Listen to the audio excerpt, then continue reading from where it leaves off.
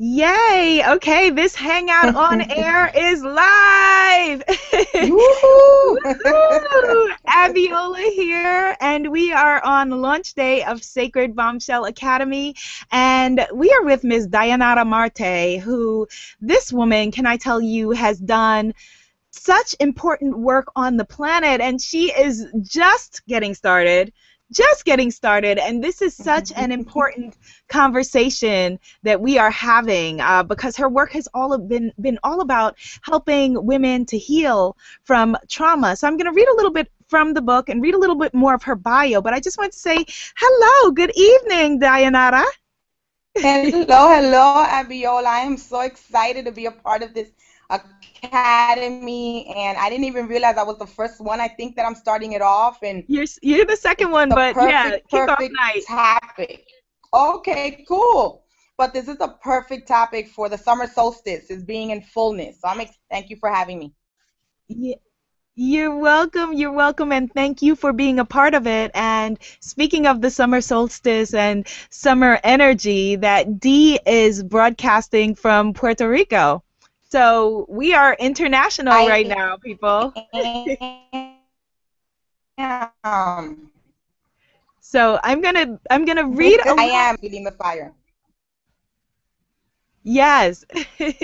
Well, you had a little bit of an audio glitch there at the end, but I think it sounded like it's smoothed out now. So just then, yeah. We're gonna roll with the technology. Whatever it Okay. does, it's meant to do, and all is well. So I'm gonna read just a little bit from the Sacred Bombshell Handbook of Self-Love. We are celebrating the launch week of my new book, which is my second book, but my first nonfiction book and first advice guide, and I'm proud to bring this into the world to you. And so, the sacred feminine law of fullness. Dee is going to be speaking to us about how to live with fullness no matter what. So, the sacred feminine law of fullness. The sacred bombshell finds her fullness when she dares to stop playing small. Imagine a woman who is full of herself, loving pleasure, living courageously, and seeing life as a spontaneous adventure. She becomes a sister of the soul by awakening to her own. This wholeheartedly femergetic woman is a light bearer and a beacon. This is sacred self-love. The fullness declaration.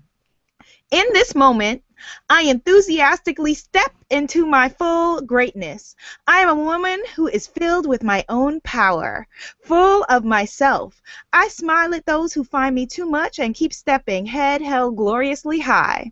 The world has been waiting for me to stop playing small.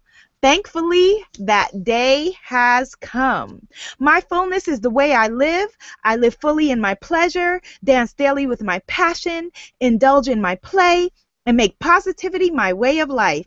This is living large. Previously, I believed the lie that it was polite to play small. I shrank myself to appease others and to fit into boxes. I didn't stand out or make waves. I thought that this was the way to feel safe, but today I realize that I am safe in my majesty. And I wanted Dee, as a trauma healing specialist, to represent this principle of living with fullness, because so many women and men, but we both work with women especially, but so many women think that because they have experienced a trauma that they then no longer have access to their joy. And so, Dee, take it away. I want us to just jump in. I'm gonna get into your bio later on, but let's just jump in and hear from the woman. Fullness in bold Yes, rebirth. yes. Fullness and trauma. I think I want to just talk to something you told me a little while ago, which was, oh, and when they go to trauma, think that they are broke, no Hmm. more access. And I'm here to tell everybody that you are perfect, whole, and complete. And just because life throws at you certain circumstances and experiences that leave you fragmented does not mean that you were broken. And I think that is one of the big myths of living on this earth, is that they tell us that once we go through domestic violence, once we go through sexual assault, rape, or any other experience, that we're broken. Like we're just walking around incompetent, without being able to tap into our intuition and our fullness and our erotic and our power. And on the other hand of that, you know, all those experiences, all that makes us do is really step back and say, you know, why am I in this situation?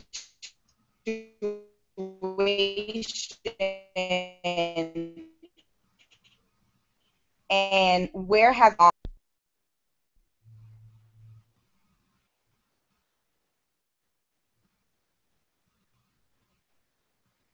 Okay, on my side of things, you seem your picture has frozen a little bit. Okay, good. It's moving again. Well, speaking to that, Dee, I want to tell people a little bit about you and your work. When we met, you were, you know, a part. You had created this incredible safe house in the Bronx for women called Casa Attabex Ache, and I came to learn about Casa from my sister Damali Abrams, as you know, was a part of what you were doing and in awe of you as I was, you know, and what you were doing with women. Can you please tell people a little bit about Casa Attabex Ache and, you know, the work that you were doing with the women in the Bronx and that population? Hi, Abiola. Do you hear me better now? Yes, much better. Okay, good.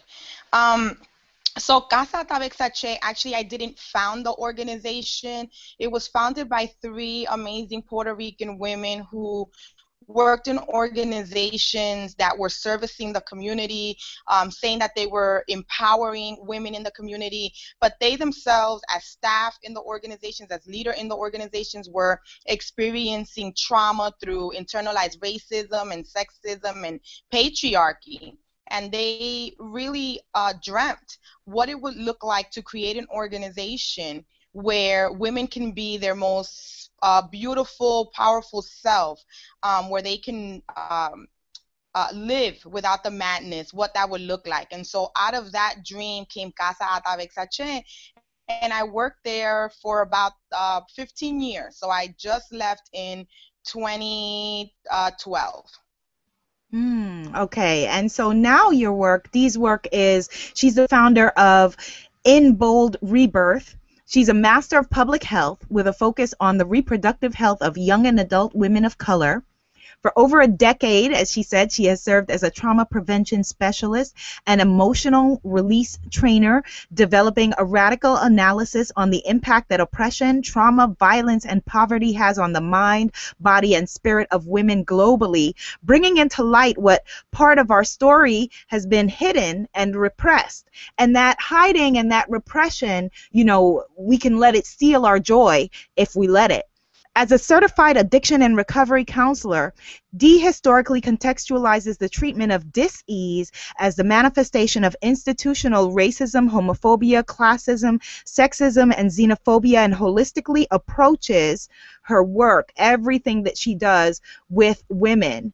She's also a citizen journalist for World Pulse. She writes about social injustice, the root causes of health disparities, and tells the story of women on the front lines toward communities of survival, specifically in the community of the South Bronx. She's been working for 13 years in Mott Haven, creating programs that reclaim the cultural, spiritual aspect of change to social justice movements toward the empowerment, healing, and transformation of women, particularly women of color. So, Dee, so if someone is watching this and she says, okay, I have experienced some of the traumas that you mentioned. I have been, you know, I've experienced domestic violence or physical rape, violation, poverty, all of the different things that you were talking about. What are first steps for her in terms of reclaiming her sense of self? I think, first of all, it's important for us to note that the liberation of women of color and women in general all over the world lies in our ability to tell our stories and to name and identify what has happened to us, and then to separate what has happened with the meaning that what we've made what happened mean about who we are. And so I think where a woman who has gone through domestic violence, sexual assault, rape, where we go wrong and where the cycle of violence continues in our life is when we cannot distinguish that because we have been through domestic violence or poverty or has seen our mother go through something, that we decide we're not good enough, that that's what love looks like, that we don't belong somewhere. We have all of these limiting beliefs and agreements that really create our identity and shape our future. Yes, yes, and it really starts with, as you said, like beginning with that, our limiting beliefs, our belief systems that we then are letting shape our future. That sometimes it could be a belief that we formulated when we were 5 and your mother or your father walked out and walked away from you, and so you then made a decision that you were not worth loving, or that you were worthless, really. And so then that 5-year-old now is still making decisions for you 25, 35 years later in your life, and until you kind of come to terms with her and that healing for yourself, it can be, you can't move on and move forward. And so one of the questions along those lines for you that I received, Dee, was that women wanted to know, a specific woman wanted to know, how can I begin then to process what has happened to me? Now, this person, she didn't say specifically what had happened to her, but she said, how do I begin to process? And then she said, what if shame and blame are holding me back? Those are 2 big ones. I'm sure that you encounter a lot of shame and a lot of blame. Yes. Yes, definitely. I think the fact that she even asked that question is the start of the processing, right? The fact that she's out looking for answers. Because one of the things that trauma does, it has us believe that we have the questions and the answers, and weigh our integrity. And so we can't trust ourselves because our bodies will protect us before our mind does and before our heart does. It will jump in the way when we think that something is not safe, when we don't think we belong somewhere, when we think that we can't trust somebody. The body will jump in and will do whatever it is that it does in that moment. And so for her, I think this is the start of the journey of processing, which is asking this question. And because she can't trust herself to have the answers in the processing journey, it's important to reach out to someone else that she trusts to walk her through whatever her body is able to manage in recalling right now. That's a very, very powerful, actually, a multi-layered answer. There's a lot there. And so given that, would you say, another question someone had is joy possible for everyone? Going back to that initial comment that you had, the conversation we were having actually before we came on air, that a lot of women feel like that joy or happiness is not for them. So it's like, let me just get the perfect job or the great degrees or the thing to hang on the wall, or, to give to my mother or father or whatever it is that looks good on the outside. Hair done, nails done, jewelry, diamonds, whatever externally, because they feel like, well, I don't have a right to my joy. Is joy accessible or possible for everyone, would you say? I would not be talking to you today if I did not think joy is possible and that we can have it all. We are a bruised world right now, and not just because of the things that we are personally experiencing, but there is a lot of injustice, a lot of poverty. We're in the midst of economic crisis. There's just a lot of things to take into consideration historically and things that are happening right now on a mission to rob us from our passion and our joy in so many different ways. But that is something that we are born with. That is something that never goes. It's just about how it gets clouded through the midst of war that we go through. But joy is there. And how did you, Dee, become interested originally in this line of work, in helping people to deal with their traumas and helping people to heal and move forward with the gamut from, abuse to addiction across the board? I've been doing this work since I was 15 years old. Unintentionally, I was a teen mom. I have my own story, which is, I'm originally from the Dominican Republic, and one of the things that is most recent for me in identifying in my story is that my biological mother was a prostitute in a brothel that my adoptive mother and my biological dad owned. And and so as I look at my own life and who I am today, it was really about me going back, like you said, to realize that this little girl who was abandoned, was the one that was leading an organization for healing trauma when I was an executive director. She was the one who was creating relationships for the past 38 years. She was the one who raised my children. She was the one in friendship. And it didn't matter how many times people told me they loved me, or the amazing sisterhood that I have. If I wasn't creating, not belonging, I definitely was pushing people to not love me anyway. So it's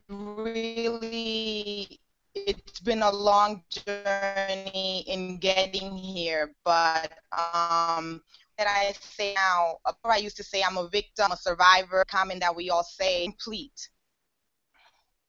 Yes.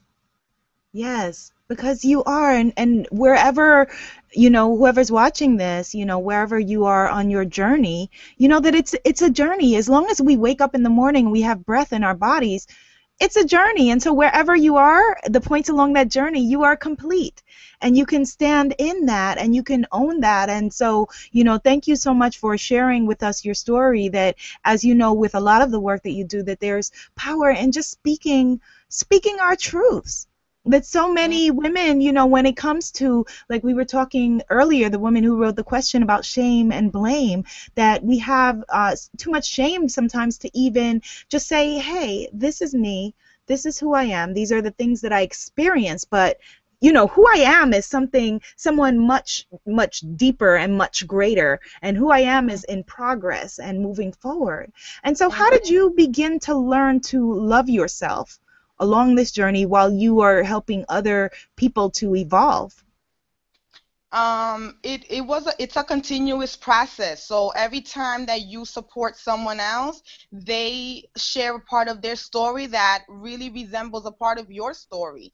And in their healing is your healing, because trauma happens in community, and healing from trauma has to happen in community. It is not something that you can do at home. Now, can you have individual techniques that you do at home, like affirmations and baths and candles and yoga and all of these amazing things? Of course. But it is not until you are back in a relationship with someone, back in community, back leading an organization, back with people, that you don't know if you've actually completed, I'm not going to say healed, but if you've actually completed with a part of your life. Because if you're still getting triggered, if somebody does something, it takes to be in that reflection, in that mirror, for you to know, hey, I don't manage that anymore. 2 weeks ago I would have, punched you. Today I'm going to breathe, or Yes. I would have walked away, and so always in community. The work is always in community.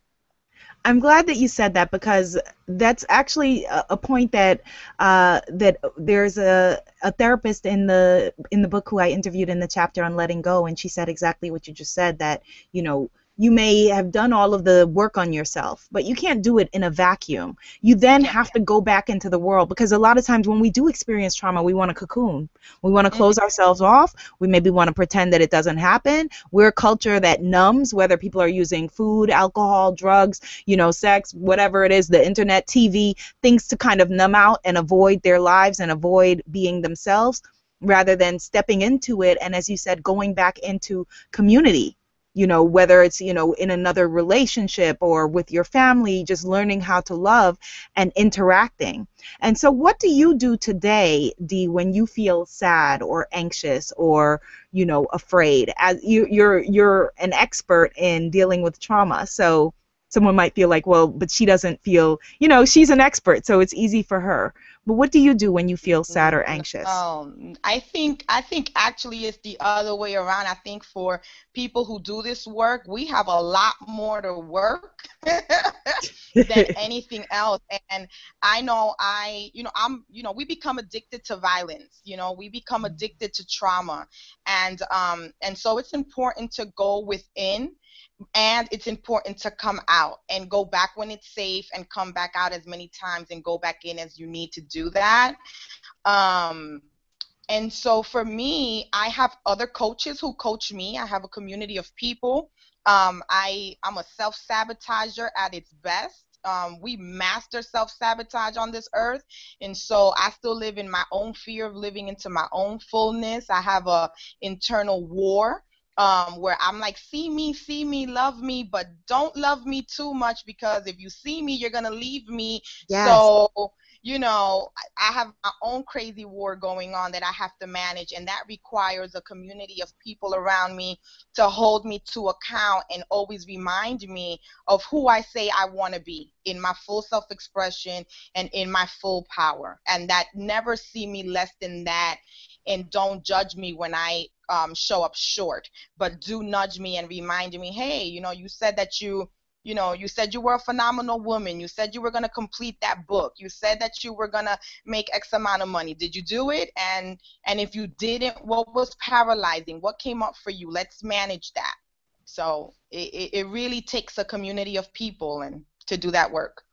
It really does. It really does. And thank you for sharing that you work with other coaches, as do I. And people are like, really? You're a coach? Coaches have coaches. That is important. We're human beings. We're here on this earth, that for many of us, probably all of us, that the things that we are here to teach are the things that we are learning, ourselves, and have, we have our education and our training that we had, but that first level of training was our own traumas and our own experiences and things that we went through.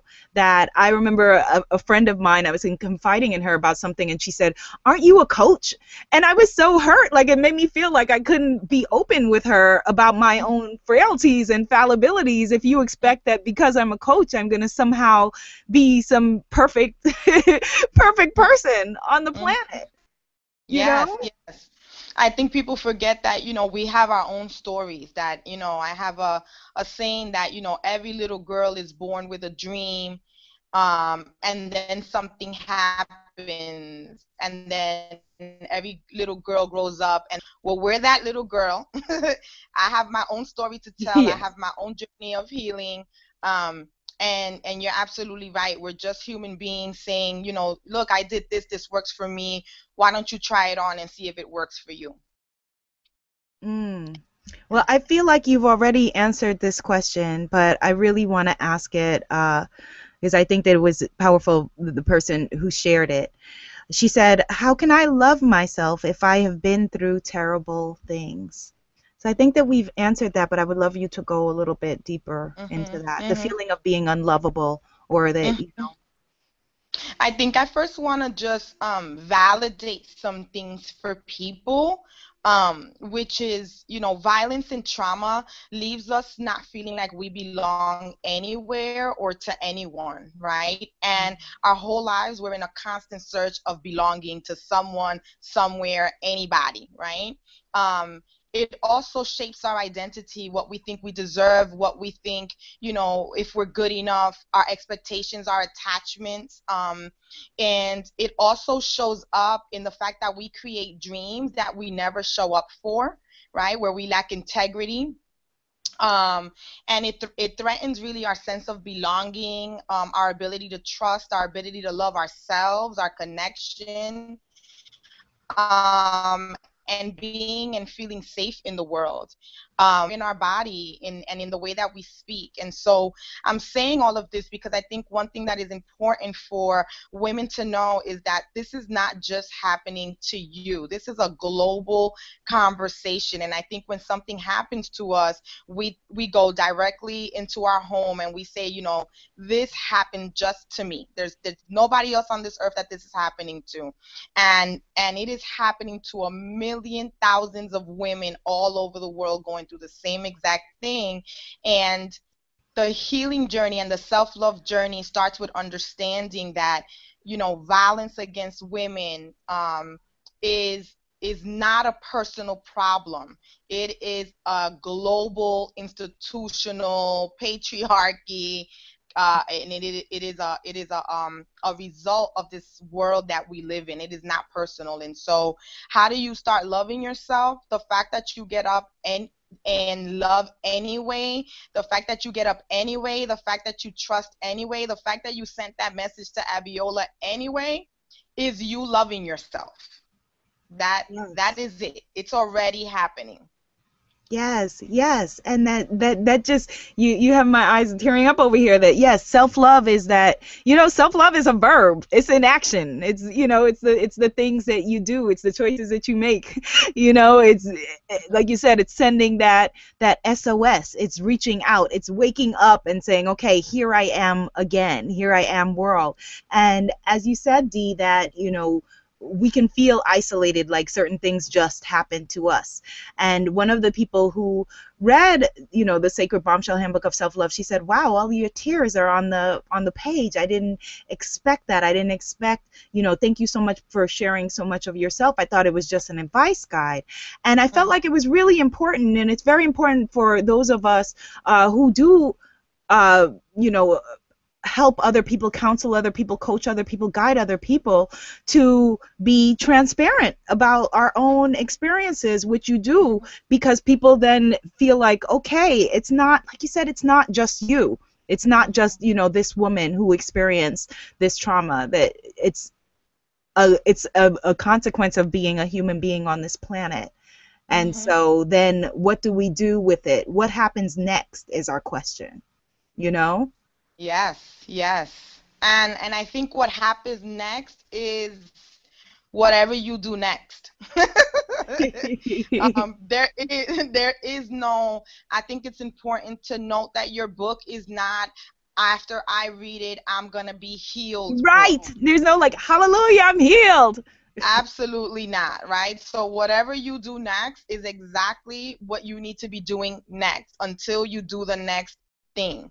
And I think it's about a journey of being compassionate with yourself and saying to yourself, um, thank you, even for the things that we do that are impactful to others. That is your body at that moment fighting, something that has happened in your past. And so even just thanking yourself every single day for how your body survives each moment Oh, that's a good one. um, Go a little bit deeper into that, please, if you can, Dee, because I like to is leave people with, very important. if you can go a little bit deeper into that, to that thanking your body or thanking every day, because I like to leave women with, concrete, and men, whoever's listening and watching, concrete things that they can do, actions that they can take. What would that look like if you were thanking yourself every day? Sure, sure. I think, another thing that violence does, and just living in this world today, what it does is that it creates a space where what we do is we're in a constant cycle of fixing, changing, and surviving conversations, people, things that we create. And it leaves no space for creation, for possibility, for dreaming, for living totally, fully self-expressed. And um one of the ways that our body survives every single day is, you might get paralyzed in certain situations. You might want to, you might be a constant fighter, or you're actually just leaving spaces when things don't feel good, and you leave somebody in mid conversation because you're not having it. Or you're a appeaser, right? You're someone who's like, there's conflict going on right now, I'm going to try to figure out how I'm going to make this okay. And I think it's just about, no matter how you show up, to have a level of compassion for yourself. Always compassion for yourself. There is a moment where we do have to have some self-reflection, some self-evaluation, and compassion, all in the same sentence, right? I can say I'm sorry. I can still be 100% responsible for what I did. And I can say to myself, And what happened was exactly what needed to happen, because Mm. that's exactly how I needed to survive that moment. And the question at the ending of the day is am I still committed to survive every moment that way? Did that work for who I am in the world and for what I am out to create? Well said. Well said. Thank you. Thank you for that. Someone wants to know, is it, let me see, are there, what's the best way to put this? It's very long, so I'm trying to condense it. Hmm. Basically, are there, what's the worst situation that you've seen, and are there situations that people can't come back from? Have you ever worked with someone who had a situation that they couldn't come back from, basically? Um, No, I have never had someone not come back from something. I did emotional release healing circles where again is where I met Abiola's sister Damali. I did that work for 10 years. And I think our biggest fear as a humanity is that if we take a moment to actually feel our past, to go back, to forgive, to reclaim, that we're never ever coming back. And that is a lie. Mm. um, you know, we are powerful people. Just like the earth that sustains us, we will regenerate from war. Every single year, the seasons change from spring to winter, and we die and we give birth to ourselves every single year, whether you are present to it or not. That is the story. And Yes, write that down. Write that down, people. Go ahead. And so, you have the ability to regenerate just like the earth. And in those war places where people, where the earth is bombed, you will still be able in the spring to see flowers grow, to see trees come back to life, animals will make it its home. And that is the ability that we have as human beings as well, is to regenerate like the earth that sustains us. um, I don't know if I answered that question because I went on a tangent, but that is so yes, people do come back. There is not somebody that has not come back.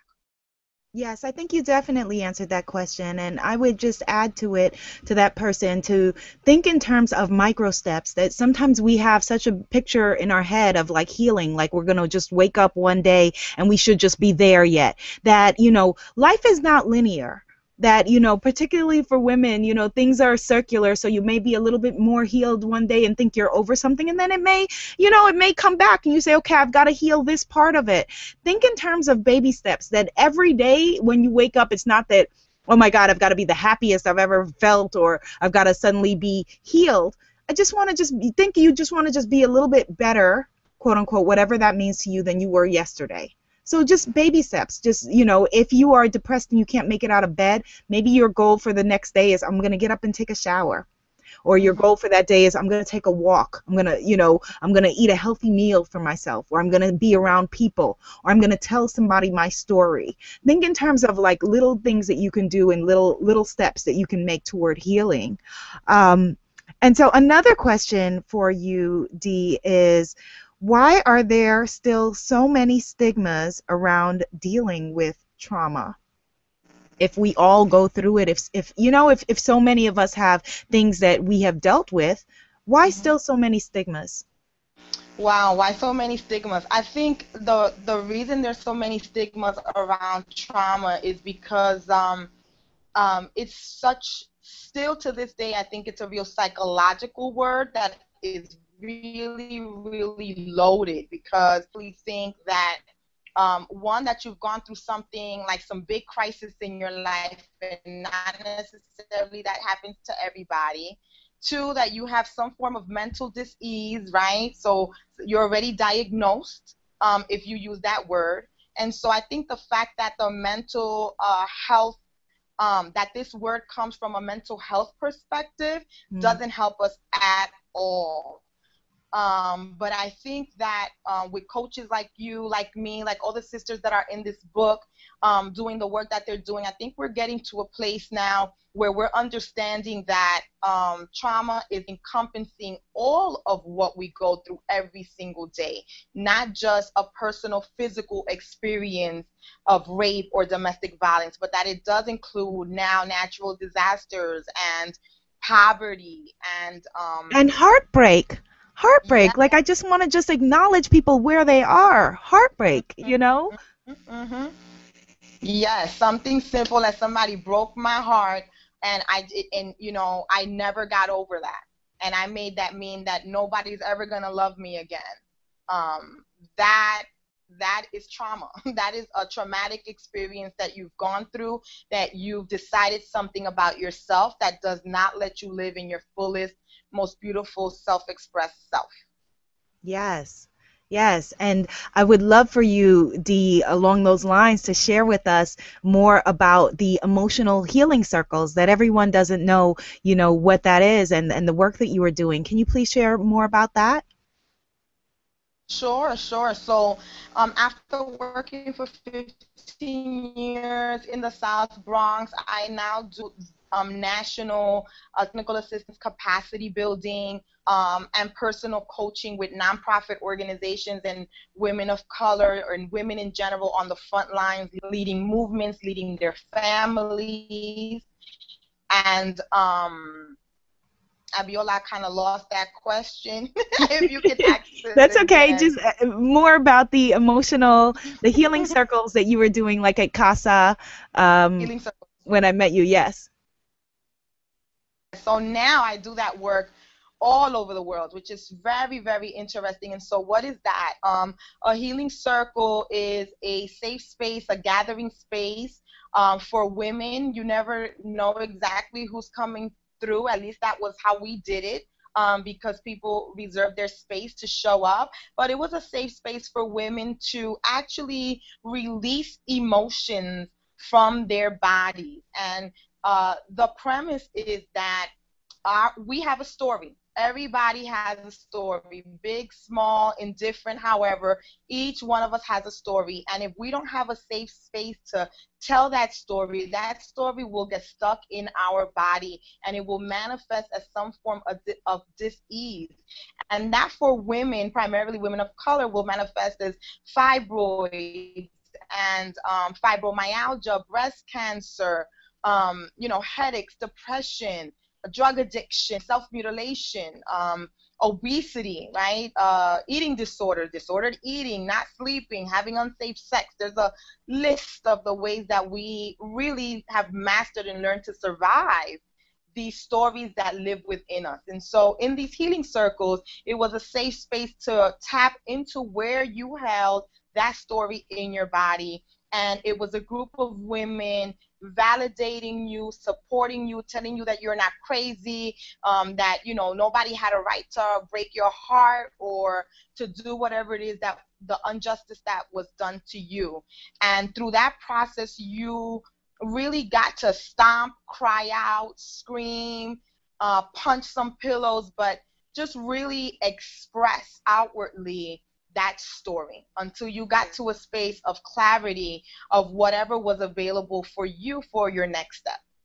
Yes, and it's such powerful work, and I'm so glad to see the rebirth of your work with In Bold ReBirth. And actually, when will you be back in the States? Like, what's your schedule with In Bold ReBirth for the year? Because I would love for us to, to collaborate on doing some of those live circles together, Hmm. because I feel like it's just such necessary work, and that we've moved so far away from that. Like that is, those ancient healing circles, that's what our great grandmothers did to come Exactly. together to heal, communally. And we've gotten away from that, and I want to, really with my work get, my purpose is to help us to get there. So when are you Hmm. coming back into the US, and what's going on with In Bold ReBirth? What's going on? So right now in Puerto Rico, I just did a a week-long training for immigrant Dominican and Puerto Rican women here who have gone through sexual assault and domestic violence, and also with service providers and advocates who are on the front lines doing this work and really wanting to understand more how to heal from their own trauma as they're also providing services to the community. And tomorrow I'm leaving to St. Croix, and the conversation again of sexual assault and domestic violence is rampant in these small territories of the United States of America. And sometimes, you know, we live in our own little world, but again, we are not alone. Like, violence against women is happening everywhere. So I'll be out doing some work in St. Croix with the sisters there. And then I'll be back in the city to write. I'm writing my own book. So I was so excited to see your own stuff. But I am writing a book about everything that I'm talking about right now. And I don't have a date for when it's coming out, but it's on a mission. So I'll be back in the summer writing. Beautiful, beautiful. I am so, so proud of you. What is the last word that you would leave our viewers with, Dee, in terms of, like, if somebody's going through something, whatever that is, what's the last word that you would leave them with? Wow, if you are going through something, you are alive. Yes. You are alive. There is no way to not be alive on this earth and not go through something. If you are not going through something, that means you are dead. That means you are living dead on this earth, and that is not how we want to live this life. And I also want to leave this community with just, if someone you, I'm going to apologize to you for whatever it is that you went through, that you experienced. So I'm sorry.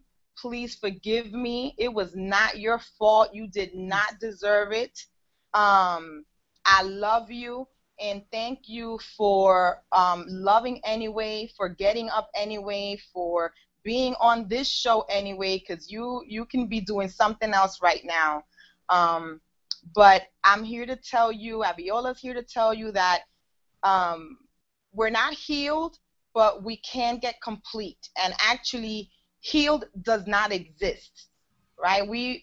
As long as we live on this earth where there is racism and war and sexism and homophobia and people are discriminating and there's prejudice and all of that, there will be something to be healing about. So, yes. So it's about gathering all the tools that are necessary, creating communities, and loving yourself anyway, and dreaming anyway. Oh, that was beautiful. That was beautiful, sis. Thank you. Thank you. Thank you. And so please go to inboldrebirth.blogspot.com to where you can find Dayanara if you want to bring her as a speaker to your organization or to create a workshop specifically for what you do. Is the best way for them to get in contact with you to just go to the website and to send you a letter there? Yeah, I'm actually going to give my email is probably the best way also. So it's inboldrebirth@gmail.com. You can find me there. And then I do have a website other than the blog, and it's inboldrebirth.wordpress.com. Beautiful, beautiful. Well, thank you, sis. And I just want to just say, you know, as Dee said to anyone who is watching, you know, just thank you. If no one has told you today, you are loved. I love you. Dee loves you. That, you know, that you are not the worst of you. You are the best of you, and the best is yet to come because you are breathing. So thank you so much for watching. Thank you for participating, and thank you for being you. Have a beautiful evening, Dee. And for and I just want to also add, you know, that there are 11 speakers within the Sacred Bombshell Academy launch event who, when the location burned down where this event was originally supposed to take place, did not blink about us just moving it online and reaching more women. And as you see, we are global. Don't let anybody let you think that you are local or that you are, you know, just you by yourself dealing with things. That we are global and we are in this together. Have a wonderful evening. Yes, and read the book. Read the book. Yes, and Dee made me so happy. She said she's doing all the exercises in the book. Yay! Yay. All Happy right, summer sis. solstice. Yes, Bye happy bye. solstice. Night, night. And I will see you, viewers, tomorrow for day number 2 of the Sacred Bombshell Night Academy launch. night. Yay. Dream bigger. Love yourself. Night, night.